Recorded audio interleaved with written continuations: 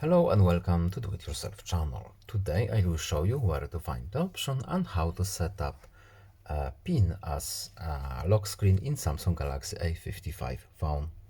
So where to look for it and how to set up our pin.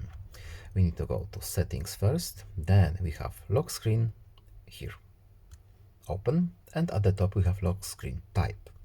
As you can see right now we have none.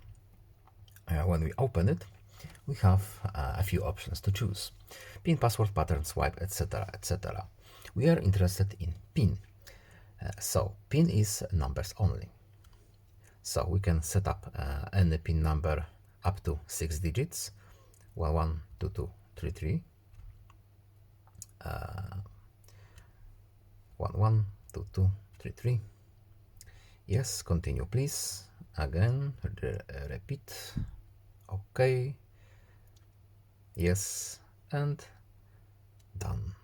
Let's see if it's working. 112233, and it works. It's working. So I hope this video was helpful to you. Please leave a like and subscribe. Have a nice day and see you in the next video. Bye.